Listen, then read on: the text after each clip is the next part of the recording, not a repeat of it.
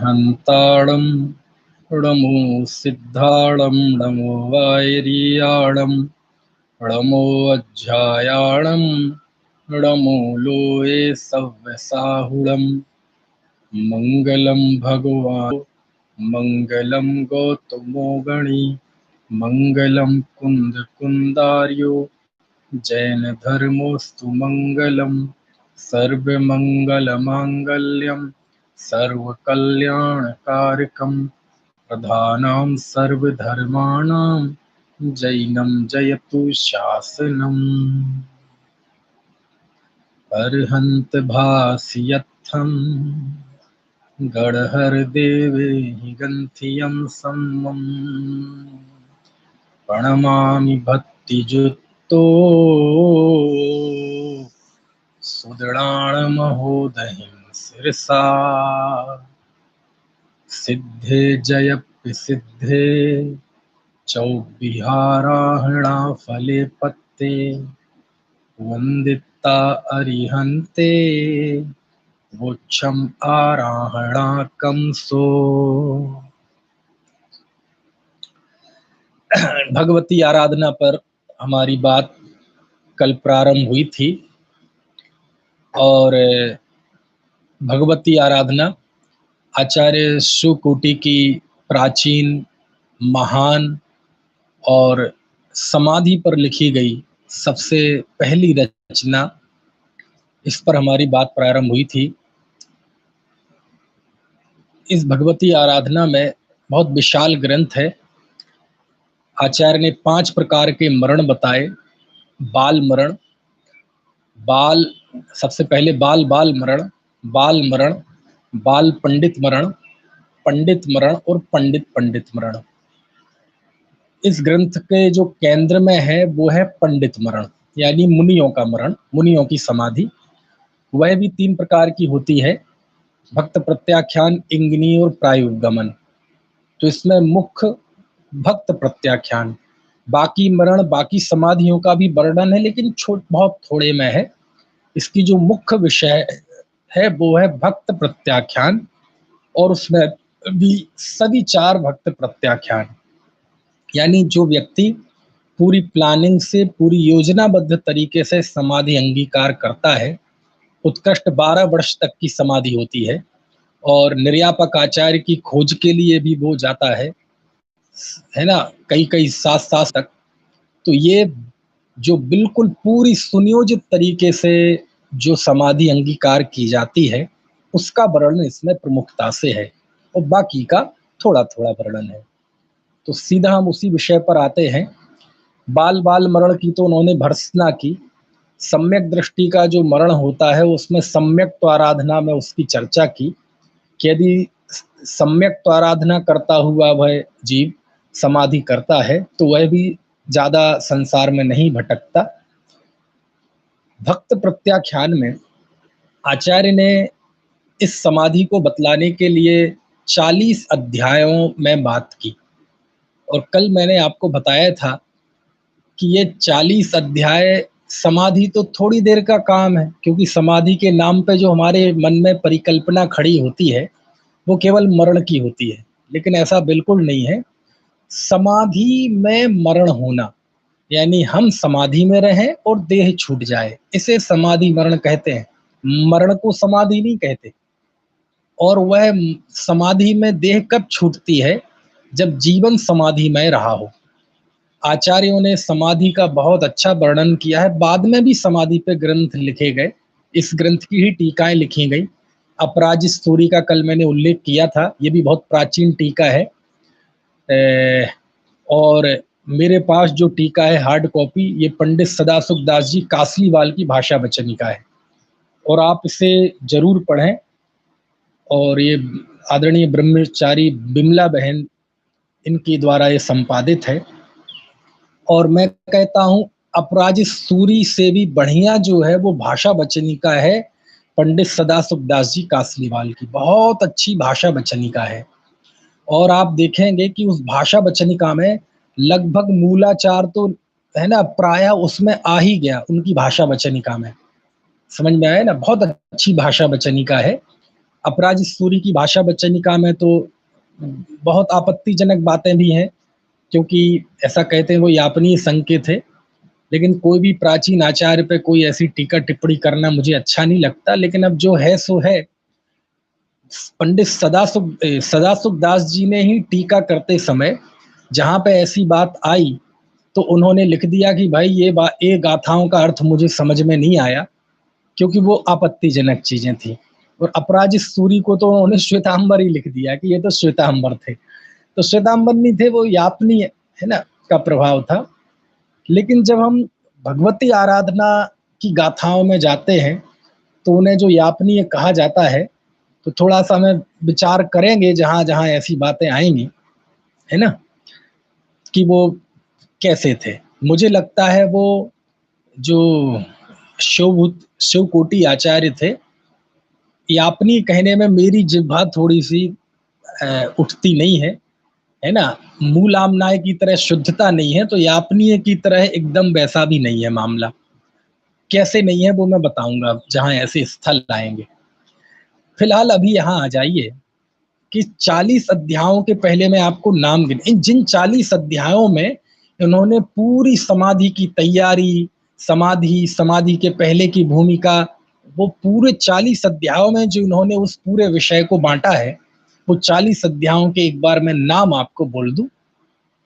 अर्ह, लिंग, शिक्षा, विनय, समाधि, अनियत विहार, परिणाम, उपधित्याग, श्रुति, भावना, संलेखना, दिशा, क्षमणा, अनुशिष्टि, परगणचर्या, मार्गणा, सुस्थित, उपसंपदा, परीक्षा, प्रतिलेख, आप्रच्छा, प्रतिच्छन, आलोचना, गुण दोष, सय्या, संस्तर, निर्यापक, प्रकाशन, हानि, प्रत्याख्यान, क्षामण, क्षमण, अनुशिष्टि, सारणा, कवच, समता, ध्यान, लेस्या, फल, और अंतिम है शरीर त्याग यानी विजाहना।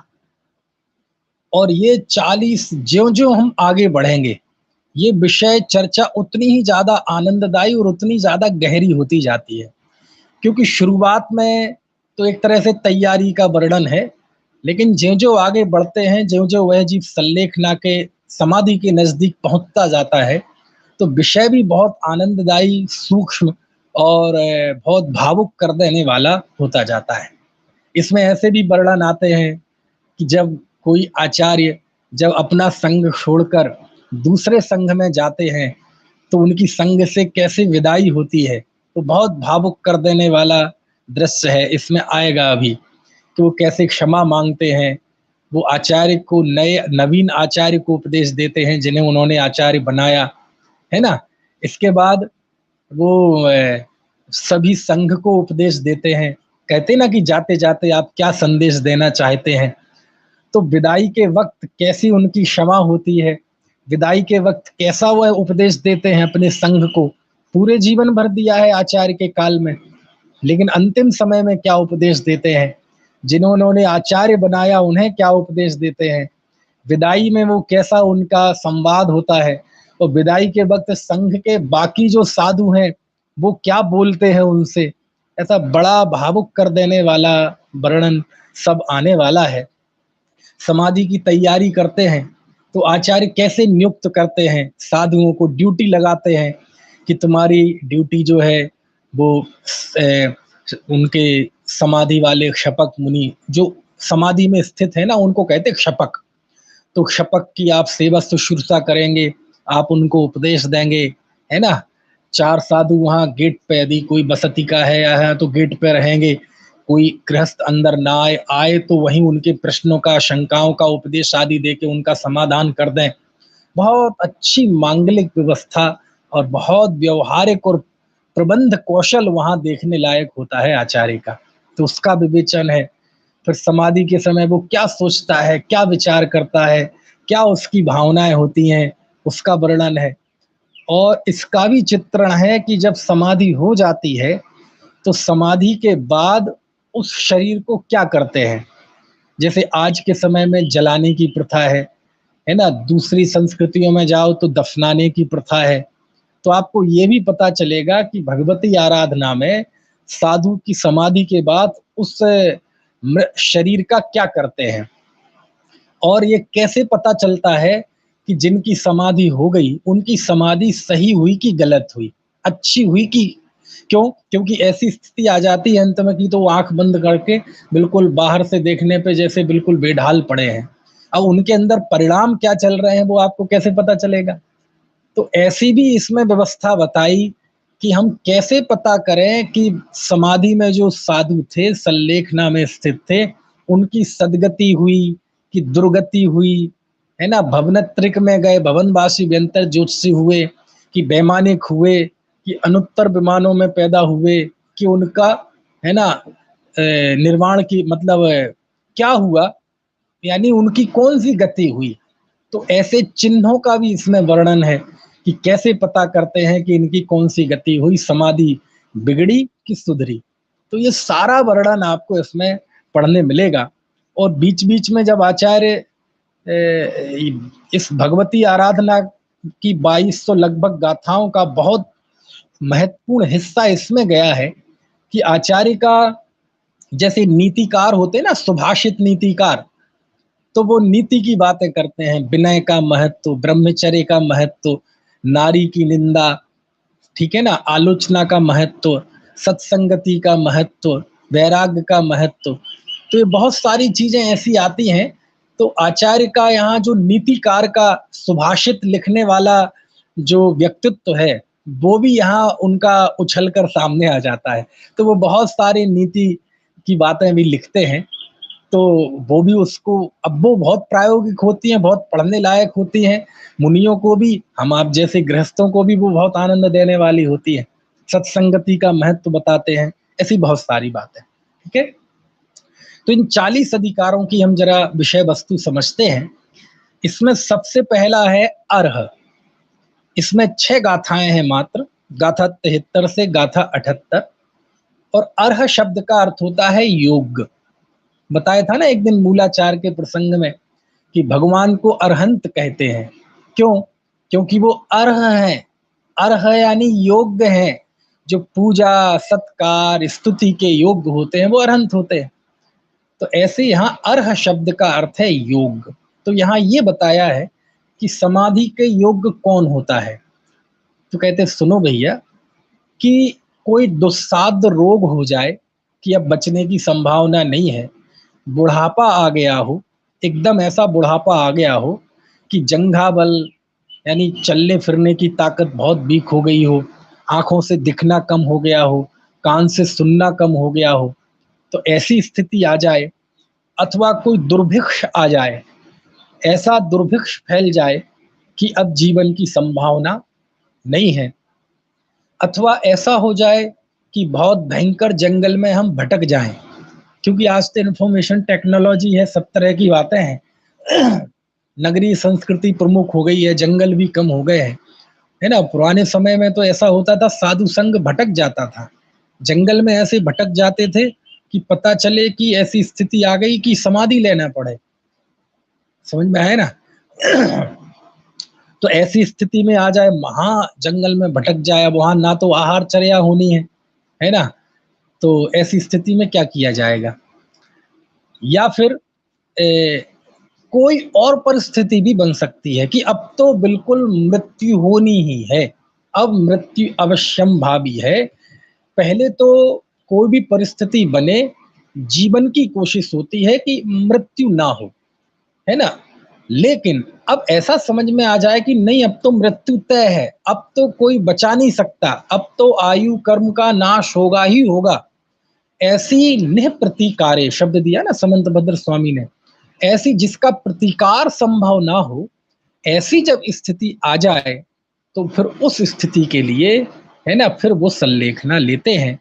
तो ऐसे जीव को कहा है अर्ह, यानी वह जीव समाधि के योग्य होता है। कोई भी मतलब अभी पूरी कोई ऐसी परिस्थिति नहीं है और आयु भी ठीक ठाक है, इंद्रियों का बल भी ठीक है, और जबरदस्ती समाधि ले ले कोई, तो वो नहीं है, वो तो आत्महत्या है ना। तो यहाँ अर्ह कि ऐसा कोई हो। अब ये अर्हता मुनियों के लिए भी और गृहस्थों के लिए भी है, क्योंकि बहुत सारी बातें इसमें आएंगी। कहीं वो भक्त प्रत्याख्यान के पंडित मरण के प्रसंग में जा रही हैं, लेकिन वो साधुओं के लिए भी है और गृहस्थों के लिए भी। मुख्यतः तो यहाँ साधुओं की है, गृहस्थ भी तभी ले जब ऐसी स्थिति बन जाए कि अब तो मृत्यु अवश्यम भावी है, अब तो होगी ही। कोई ऐसा दुर्भिक्ष, कोई ऐसा उपसर्ग आ जाए कि अब तो बच नहीं सकते, तो ऐसी स्थिति में जीव को समाधि लेना चाहिए और समस्त प्रकार के विषय कषाय का त्याग करके समाधि में स्थित होना चाहिए। तो ये सबसे पहला अध्याय है अर्घ।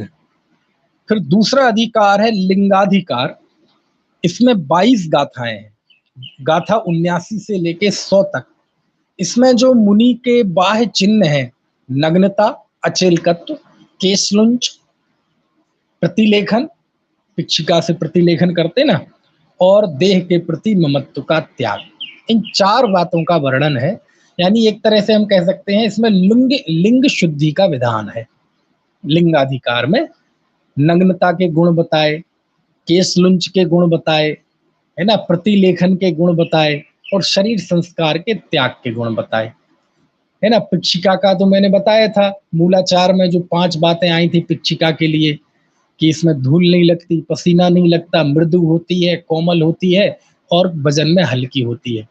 तो ये बात, चारों लिंग संबंधी शुद्धता इसमें बात है। तीसरा इसमें अधिकार है, इस अधिकार का नाम है शिक्षा अधिकार। इसमें 13 गाथाएं हैं, गाथा 101 से लेके गाथा 113।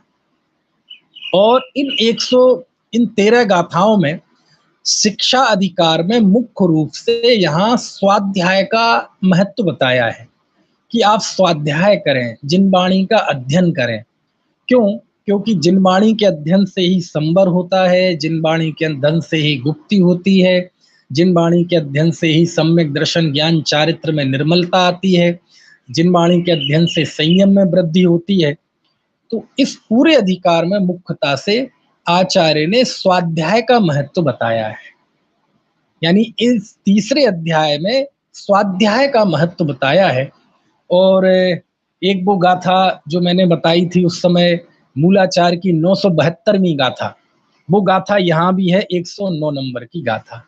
बारस बिहम्मिय तवे सब बंतर बाहरे कुशल दिठे रवि अत्थि रवि होहिदी सज्जाय समम तवो कम्मम, कि 6 प्रकार के अंतरंग और 6 प्रकार के बहिरंग तपों में स्वाध्याय के समान ना कोई तप है और ना कभी कोई होगा।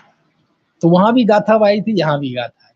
इसमें एक और गाथा आई है बहुत अच्छी, मतलब कि ज्यों ज्यों हम जिनवाणी में निमग्न होते हैं, ज्यों ज्यों हम जिन वचनों में श्रुत का अवगाहन करते हैं, त्यों त्यों हमारे अंदर अतिशय रस उत्पन्न होता है और वैराग्य भाव और संवेग भाव बढ़ता है। समझ में है ना। ये गाथाओं से मैं बहुत प्रभावित हुआ था जब पहले कभी पढ़ी थी, कि कितना बहुमान है आचार्य को श्रुत में। इस श्रुतावतार विषय लेने का मेरा उद्देश्य ये था कि स्वयं उसमें स्नान करना, और यदि कोई दूसरा भी स्नान विकल्प से, है ना, हो जाए, भजनीय है वो, तो स्नान हो जाए। देखो कितनी बढ़िया गाथा है, मैं पढ़ के बताता हूँ। 107 नंबर की गाथा है। जय जय सुद मोगा, जय जय सुद मोगा हदि अधिसय रस पस रस सुद पुब्बम तू तह तह पलादिजदी णव णव संवेग सड्ढाए। आहा, जह जह सुद मोग गाहदी, ज्यों ज्यों श्रुत में अवगाहन होता है, अधिशय रस, अतिशय रस। कैसा रस? अतिशय। ये पंचेंद्रिय जनित सुख वाला वो रस नहीं है, ये लोकेशना वाला रस नहीं है, मान सम्मान वाला रस नहीं है, अतिशय रस, इसका एक अलग रस है ना। अतिशय रस पसरम सुध पुब्बंतु, है ना। जैसे हम इस श्रुत में अवगाहन करते हैं, तो ऐसा अपूर्व रस, जो पहले कभी ऐसा रस नहीं मिला, ऐसे अस्नय अतिशय रस की प्राप्ति होती है। और तह तह पल्लादिजदी, णौ णौ संवेग सड्ढदाए। और त्यों त्यों ज्यों ज्यों इसमें हम अवगाहन करते हैं त्यों तो अतिशय रस की प्राप्ति होती है। और कितना बढ़िया लिखा, णौ णौ संवेग, आहा, नया नया संवेग। संवेग मतलब संसार से भीत रूप परिणाम, वैराग्यमय परिणाम, संसार से डर भय, उससे विरक्ति का परिणाम। तो नया नया संवेग पैदा होता है, नया नया उत्साह आता है मुक्ति के मार्ग में, आत्महित में। ऐसी गाथा लिख, कितनी बढ़िया गाथा है, समझ में आया। और इसी प्रसंग में आचार्य लिखते हैं कि सुनो भैया, जम अन्नाणि कम्मम खवेदि भव सह सहस्य कोटि तम्राणि तिहि जुत्तो खवेदि अंतो मुहूर्तेण। कि अज्ञानी हजार लाख करोड़ों वर्षों में जितने कर्मों को खिपाता है, वह ज्ञानी तो एक क्षण में त्रिगुप्ति के द्वारा उतने कर्मों का नाश कर देता है। ये गाथा यहाँ भी है, इस तरह की गाथा प्रवचन सार में भी है, इस तरह की गाथा दूसरी जगह भी है, और छेड़हाला में तो है ही, समझ में है ना। त्रिगुप्ति ते सहज टरे जैन। और 111 गाथे में तो ऐसा भी लिखा कि अज्ञानी के जो उपवास आदि तप हैं, उससे अच्छा तो ज्ञानी का भोजन करना बेहतर है। इसका मतलब ये भोजन करने का उपदेश नहीं है, क्योंकि शब्दों को नहीं पकड़ना। आचार्य कह रहे हैं कि भैया तप करो, लेकिन ज्ञान के साथ तप करो, है ना। तो वो बात चुभ है, इसलिए ऐसी ऐसी बातें कह दी जाती हैं। जैसे पहले आया था ना मूलाचार में कि भैया यदि तुम परगण में जाके समाधि नहीं ले सकते और अपने ही संग में रहोगे, तो इससे अच्छा तो तुम विवाह कर लेते। तो वो विवाह करने का उपदेश नहीं है, चेतना लाने के लिए ऐसी कभी कभी कठोर भाषा बोलनी पड़ती है ना। तो ये तीसरा अधिकार हुआ, शिक्षा अधिकार। इसके बाद चौथा अधिकार है विनय अधिकार। इसमें 23 गाथाएं हैं, गाथा 114 से 136 तक। इसमें ज्ञान, दर्शन, चारित्र, तप और उपचार विनय की इसमें बात है। और उपचार विनय के प्रसंग में आचार्य ने लिखा कि एक दिन बड़ा भी आपसे साधु है, एक दिन ज्यादा दीक्षित, तो बहुत सम्मान करना चाहिए। एक दिन कम दीक्षित है तो उसकी भी विनय करनी चाहिए। और आरजी का गृहस्थ सभी की विनय करनी चाहिए। ये मूलाचार में भी मैंने बताया था कि आचार्य कहते हैं कि सबकी विनय कीजिए, कभी किसी का तिरस्कार ना करो उस पद के योग्य।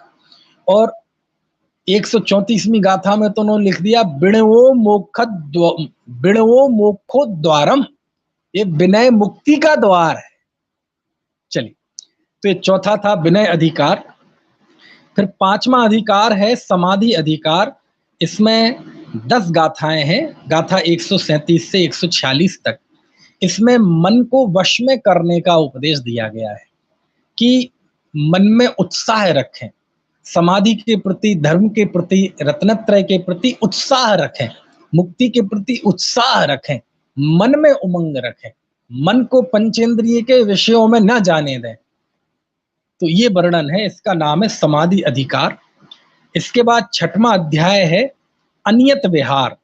ये छोटे छोटे अध्याय हैं अभी, है ना, 6 गाथाओं का अध्याय भी आएगा अभी। अनियत विहार, इसमें 12 गाथाएं हैं, गाथा 147 से लेके 158 तक। और इसमें यह बताया है कि अनियत विहार, अनियत विहार मतलब एक स्थान पर नहीं ठहरना, चलते रहना, है ना।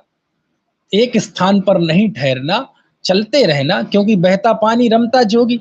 पानी ठहरेगा तो सड़ जाएगा, चलता रहेगा तो शुद्ध रहेगा। तो रुकेंगे कहीं तो गृहस्थों से संपर्क हो जाते हैं, राग द्वेष बढ़ता है। चलते रहना। और अनियत विहार का बहुत बहुमान बताया। इससे दर्शन शुद्धि होती है, स्थितिकरण होती है, भावना होता है, अतिशयार्थ कुशलता होती है, क्षेत्र परिमार्गणा होती है।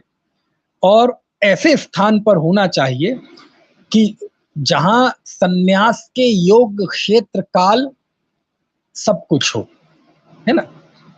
और इसी अधिकार में 156वीं गाथा एक बहुत गजब की गाथा आती है। इस 156वीं गाथा में ऐसा लिखा है, देखो मैंने एक देखा है आचार्यों की शैली में, सम्यक दर्शन की महिमा आचार्य किसी भी जगह प्रस्तुत कर देते हैं, उसके लिए उन्हें कोई प्रकरण की जरूरत नहीं है, क्योंकि वो धर्म का मूल है। ऐसे ही जिनवाणी की स्वाध्याय की महिमा के लिए आचार्य को किसी प्रकरण की जरूरत नहीं है।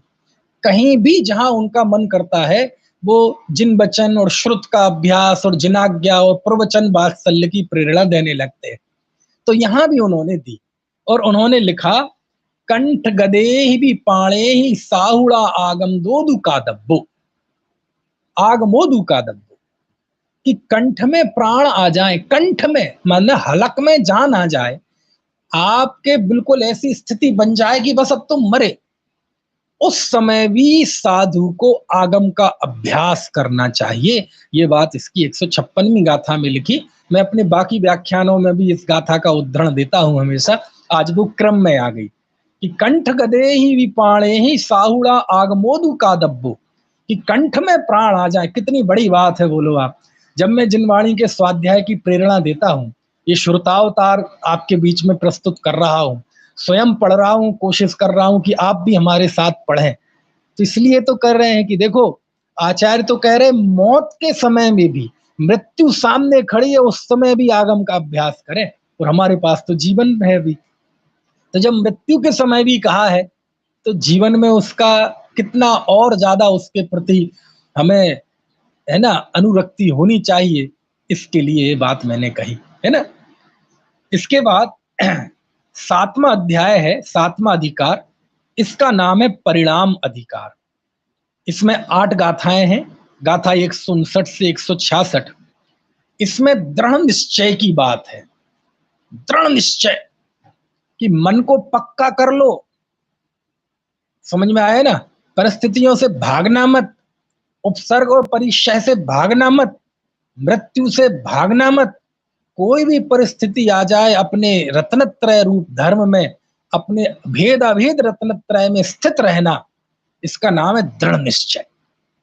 क्योंकि मैंने आपको बताया था शुरुआत में ही, इसमें भी शुरुआत में गाथाएं हैं ऐसी कि आचार्य ने भगवती आराधना में जो समाधि में स्थित जीव का वर्णन किया है वह वीर रस में किया है। ये अद्भुत विशेषता है भगवती आराधना की, और ये ऐसी अद्भुत विशेषता है कि मतलब आप बारी बारी जाएं इस ग्रंथ पे, कि आचार्य ने वीर रस में वर्णन किया है। यानी एक समाधि का प्रसंग अज्ञानियों के लिए, मिथ्या दृष्टि जीवों के लिए तो वो एक करुणा का प्रसंग है। मिथ्या दृष्टि को कहेगा अरे रे, अरे रे कैसे है राम, कितनी पीड़ा है साधु को, कोई भी समाधि लेने वाला कैसे दुबले हो गए हैं, हड्डियों का ढांचा निकल आया है, ऐसी वो तो करुणा आएगी, उसे दया आएगी। अब ये भी एक मानवीय भाव है, क्या करें। कितने ही मिथ्या दृष्टि जीवों को तो ऐसा लगेगा है ये तो आत्महत्या है, ये तो संसार से पलायन है। कितने लोगों ने आरोप लगाया कि सल्लेखना आत्महत्या है, और आरोप क्या, बाकायदा कोर्ट में केस चल रहा है। राजस्थान की हाई कोर्ट ने तो फैसला भी दे दिया था कि ये सल्लेखना संथारा आत्महत्या है। फिर उसको फिर अब सुप्रीम कोर्ट में चल रहा है। कहने का आशा ये है कि आचार्य ने, लोक तो आत्महत्या कह रहा है, उसे पलायन कह रहा है, ठीक है। और जैनियों में भी कोई कच्ची बुद्धि वाला हो ना समझ, तो उसे दया का परिणाम आएगा, करुणा का परिणाम आएगा। तो लोक तो करुणा की दृष्टि से देख रहा है, पलायन घृणा की दृष्टि से देख रहा है कोई जैनेतर मिथ्या दृष्टि जीव हो। समझ में आया ना। लेकिन उन मुनि के अंदर क्या चल रहा है, उनके मुनि के अंदर पौरुष चल रहा है, पुरुषार्थ, अंदर में पुरुषार्थ जाग रहा है, पुरुषार्थ उछल रहा है। समझ में आया। जैसे कोई एक वीर योद्धा, वीर योद्धा का गाथाओं में लिखा है, मैं अपनी तरफ से नहीं कह रहा, कि जैसे कोई वीर योद्धा होता है तो युद्ध तो जब होगा होगा, सामने सेना तो जब होगी होगी, युद्ध रणभूमि तो जब होगी होगी, और वहां जो फाइनल युद्ध होगा तो होगा। लेकिन वह उसके लिए उस हो सकता है वो जिंदगी में एक बार मौका आए और एक ही दिन का मौका आए। आज देखो हमारे सेना में कितने लाखों की तादाद में ऐसे सेवानिवृत्त हो जाते हैं हमारे सैनिक, जिन्होंने जीवन में कोई लड़ाई नहीं लड़ी। उनके सैन्य काल में कभी कोई लड़ाई का प्रसंग ही नहीं बना, कोई युद्ध नहीं हुआ, क्योंकि बहुत समय बाद होते हैं ना युद्ध। अभी देखो आज के पहले जो लड़ाई हुई थी, करगिल का युद्ध हुआ था, उसके पहले 75 को हुआ था, तो बहुत समय तो कहते हो सकता है युद्ध का वो मौका, निर्णायक मौका जीवन में एक दिन के लिए आए, केवल 1 घंटे के लिए आए, लेकिन उसके लिए वह रोज अभ्यास करता है, रोज सुबह उठकर शस्त्र अस्त्र का अभ्यास करता है। क्यों? आप देखो इतने बड़े बड़े क्रिकेटर्स होते हैं, जिस दिन मैच होता है उसी दिन खेलते हैं, बस अभ्यास कितने करते हैं, है ना। ये रियाज जो करते हैं, यदि कोई 5 मिनट, लता मंगेशकर, अब पुराना नाम हो गया इसलिए मैंने ले लिया, 5 मिनट का गाना है, लेकिन उसके लिए कितना रियाज करते हैं, करते कि नहीं। इतना बड़ा नाम सचिन तेंदुलकर का, इतना डेडिकेशन, इतनी लगन आपको मिलेगी नहीं दूसरी जगह, बहुत कम लोगों में मिलेगी। आज वो यदि इतनी बुलंदियों पर रहा तो उसके पीछे उसकी लगन भी कारण थी, है ना। कितनी लगन खेलने की, कहने। तो ऐसे ही कहते हैं कि वो योद्धा रणभूमि में तो जाएगा, हो सकता है वो उसका आखिरी दिन होगा जिस दिन जाएगा, जिस घंटे में जाएगा वो आखिरी घंटा होगा, लेकिन उसके लिए वह रोज भावना भाता है, रोज अभ्यास करता है। और हर एक अभ्यास के समय जब वो अस्त्र शस्त्र चलाता है, अभ्यास करता है, तो मन में भावना भाता है कि मैं अभ्यास इसलिए कर रहा हूं कि जब मैं रणभूमि में होऊंगा, सामने शत्रु होगी, उनकी ललकार होगी, सामने शत्रुओं की सेना होगी, उस समय मैं भागू नहीं, और जान की कीमत पर भी मैं पीठ दिखा के नहीं भागूंगा। समझ में आया ना। ये उदाहरण दिया आचार्य ने। ऐसे ही समाधि में स्थित जीव, समाधि का जो मुख्य पल है वो तो एक पल है, एक पल में सब बिखर जाएगा, मृत्यु हो जाएगी।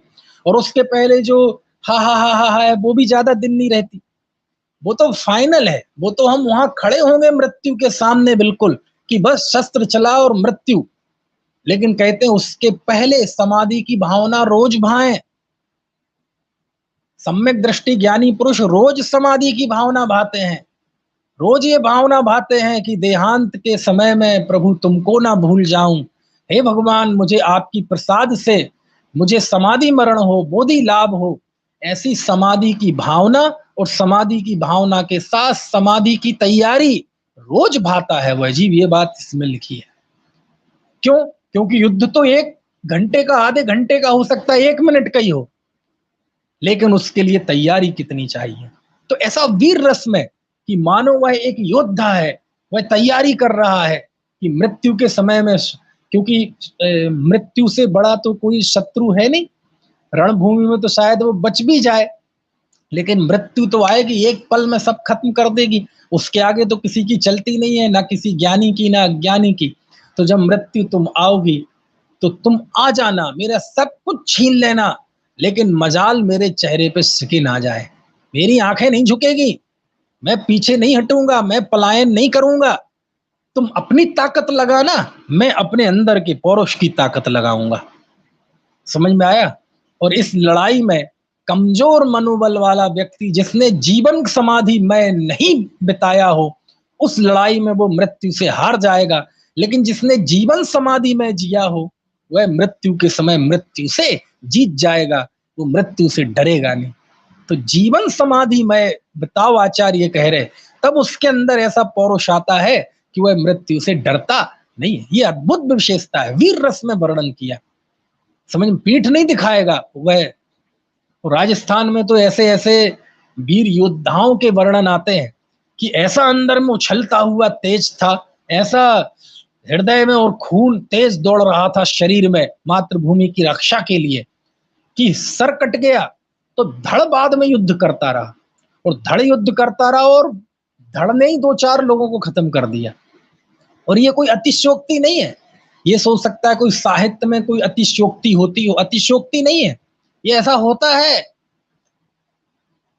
छिपकली की पूंछ का तो आपने देखा ही होगा, छिपकली की पूंछ कटने के बाद भी कितनी देर तक बिलबिलाती रहती है। तो ऐसा जब तीव्र भाव होता है ना, तो ऐसा होता है।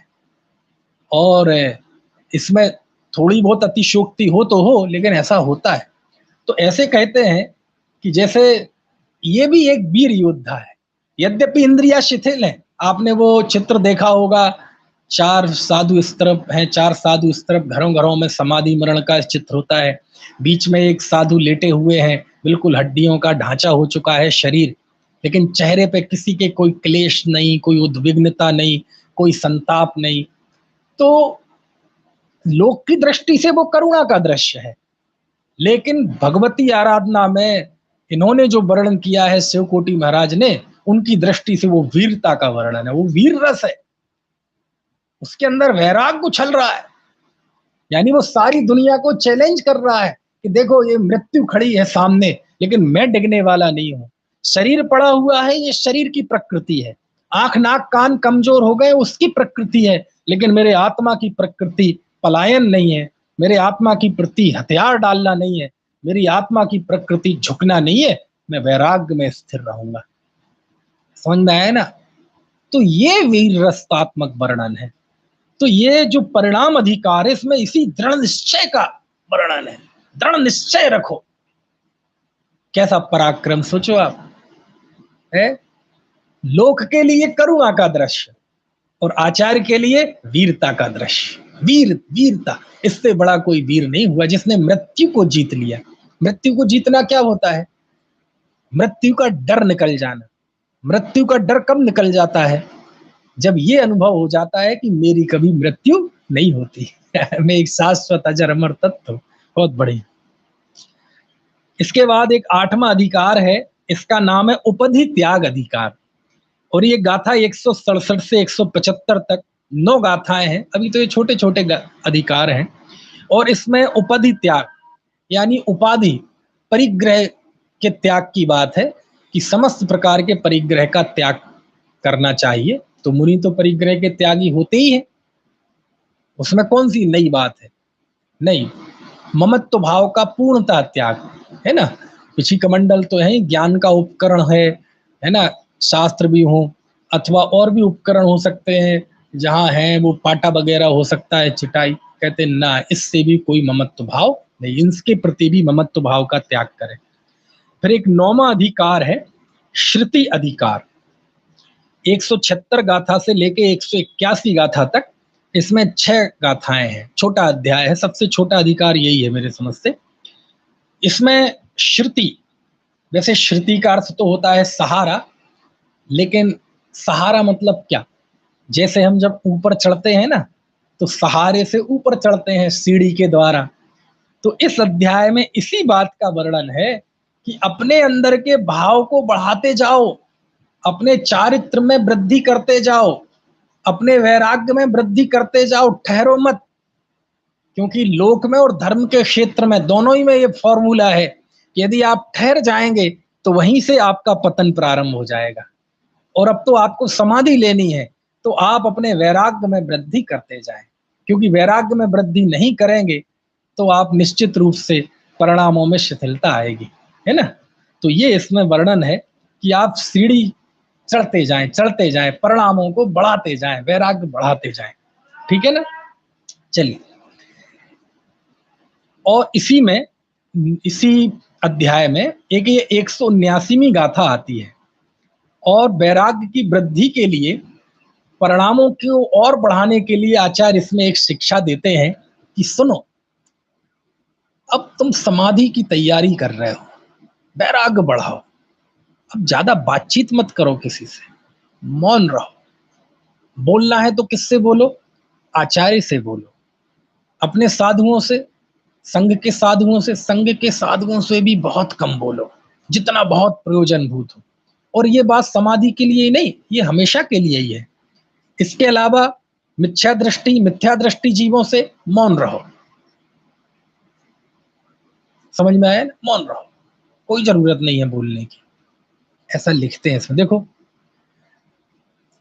गणिणा सह संलाओ कज्जम पै शेषयिम साहूहिम मौणम से मिच्छ जणे भज्जम सन्नीसु सजणेया। कि गणिणा सह बल्ला संलाओ, गणी मतलब आचार्य के साथ संलाप कर लो, बातचीत। कज्जम पै शेष ही साहू ही, और जो शेष साधु है उनसे भी बहुत थोड़ा बोलो, बहुत थोड़ा बोलो। और मौनम से मिच्छन्न, वो मिथ्या दृष्टि से तो मौन रहो भैया। क्यों क्यों जुड़ना, क्यों दूसरे से जुड़ना, क्यों बेकार में बोलने से, आखिर जुड़ते ही है ना हम दूसरों से, ऐसा उपदेश देते हैं। चलिए, इसके बाद 10वां अधिकार है भावना अधिकार।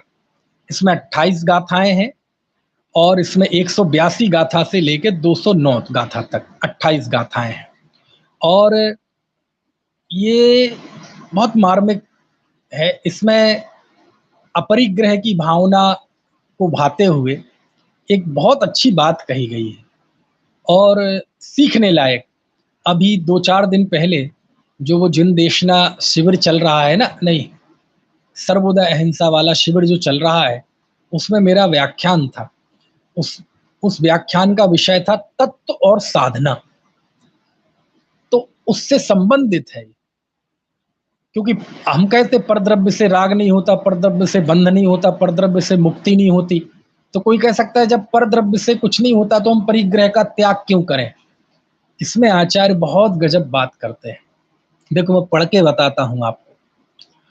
जावंतु के संगा उदीरे या होति राग दोषाणम ते बज्जंतो जिणदीहु रागम दोषम चण संगो। सुनो भैया, ये परिग्रह बोले जब छूटेगा छूट जाएगा, परिग्रह थोड़ी बंद का कारण है। सही बात है।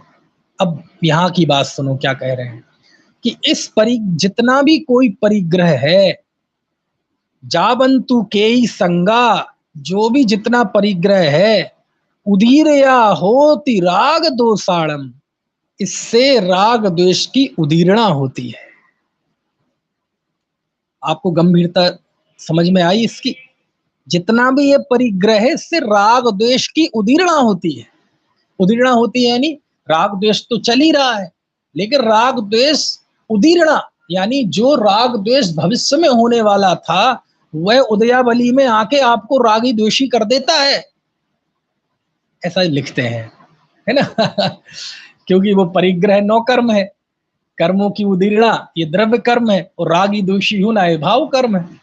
और तीनों जहां एक जगह केंद्रित हो जाए तो जीव का सत्यानाश हो जाता है, ऐसा। इसके बाद आचार्य ने 5 प्रकार की भावनाओं का निषेध किया कि आप कंदर्प भावना ना भाएं, आप किल्बिष भावना ना भाएं, अभियोग्य भावना ना भाएं, आसुरी और सम्मोही भावना ना भाएं। ये भावनाएं बहुत गजब है इनका स्वरूप। कंदर्प भावना मतलब हास्य मस्खरी वाले वचन बोलना, हास्य वचन बोलना, लोगों को विस्मय पैदा कर दें, उन्हें आकर्षित कर दें, ऐसी बातें, ये कांदर्प भावना कहलाती है। किल्बिष भावना यानी केवली धर्म आचार उपाध्याय इनका अवर्णवाद करना, उनमें दूषण लगाना मायाचारी से। अभियोग्य भावना मतलब तंत्र मंत्र भूत वशीकरण आदि कर्म करना। आसुरी भावना मतलब बैर भाव रखना, कलह सहित तप करना, ठीक है ना, निमित्त ज्ञान से आजीविका करना और बहुत दुखी होना। और सम्मोही भावना यानी कुमार्ग का उपदेश देना, सच्चे पथ में दूषण लगाना, मार्ग से विपरीत और मोह से मोहित होना। और इन 5 भावनाओं के त्याग की बात आचार्य ने कही। बोले जो साधु इन 5 प्रकार के कार्य यानी भावना करता है वह अनंत संसार में भ्रमण करता है। फिर कौन सी भावना करने लायक है? तो इसमें लिखा तप भावना करने लायक है, श्रुत की भावना भाएं, सत्य की भावना भाएं। सत्य की भावना यानी हम उपसर्ग में भी स्थिर रहें, सत्य की भावना भाएं, एकत्व की भावना भाएं, और धृति बल इसकी भावना भाएं। ये धृति बल क्या होता है? धृति बल यानी होता है धैर्य का बल। और धैर्य का बल का बहुत अच्छा वर्णन किया आचार्य ने 208वीं गाथा में। और यहाँ धैर्य का बल का वर्णन करते हुए कहा साधु के लिए कि जैसे उसने बद्ध कच्छो यानी कच्छा कस लिया है, कमर कस ली है, बद्ध कच्छो, जैसे फेंटा मार देते ना कमर पे कोई काम करने के लिए। और जोधे जैसे कोई योद्धा कमर कस लेता है, ऐसे ही वह धैर्य की भावना भाता हुआ वह शूरवीर होता है। मैंने कहा था ना कि आचार्य ने वीर रस में वर्णन किया है समाधि का। तो इसमें आचार्य ने, देखो मैं गाथा पढ़ के बताता हूं आपको, 208वें नंबर की गाथा। धिधि धणिद बद्ध कच्छो जो धे अड़ाई लो तमच्चाई धिधि भावणाए सूरो, संपुण्य मनोरहो होई। कि वह धैर्य धारण करने वाले जीव ने कमर कस ली है, युद्ध के लिए कमर कस ली है, योद्धा है ना। और इस तरह वह योद्धा रहता हुआ समस्त उपसर्ग परिश्रमों में वह अनाकुल रहता है, निर्लेप रहता है, उसे कोई आकुलता नहीं होती। ऐसे धिधि भाव उड़ाए सूरो, इस तरह वो धैर्य की भावना भाता हुआ शूरवीर होता है। संपूर्ण मड़ोर हो होई, है ना। और उसके समस्त प्रकार से, है ना, उपसर्ग परिसहों की आकुलता से वो दूर हो जाता है और उसे कोई कमी जीवन में नहीं रहती। ऐसा गजब वर्णन है, ठीक है ना। इसके बाद अगला अधिकार है 11वां अधिकार। अब चूंकि समय हो गया, लेकिन अच्छा इस बीच आपसे प्रश्न पूछ लूं। अब आगे जो आने वाला है वो विषय आएगा, बहुत आनंद आएगा। अभी तक जो हमने 10 अध्यायों में समझा है, आज थोड़ा सा तेजी से चला मैं, क्योंकि मूल विषय तक पहुंचना है। तो आप थोड़ा सा मुझे बताइए, आपको समझ में आ रहा है कि नहीं आ रहा है? ऐसा तो नहीं लग रहा कि ज्यादा विवरण हो रहा है? लगे भी तो मैं दूंगा क्योंकि मैं अपने आनंद का भी ध्यान रखता हूं। तो आपको समझ में आ रहा है ना? है, चलिए। तो इस तरह से ये 10 अधिकारों की बात हो गई। फिर 11वां अधिकार है सल्लेखना अधिकार। गाथा 210 से 275 तक 66 गाथाओं में ये वर्णन है, जिसमें आचार्य ने 2 प्रकार की सल्लेखना बताई है। बाह्य सल्लेखना, अभ्यंतर सल्लेखना। बाह्य सल्लेखना मतलब शरीर क्रश करना, और अभ्यंतर सल्लेखना मतलब कषाय क्रश करना। वो बात आगे आई है, उसकी चर्चा कल करेंगे। इसके बाद वो 11वां अध्याय आएगा। अभी ये 11वां अध्याय हो गया। 12वां अध्याय, जिसका भी मैंने सुबह जिक्र किया था ना, दिशाधिकार, है ना। तो चलो आएगा सब, अभी अभी से क्यों बताएं, बाकी बात कल।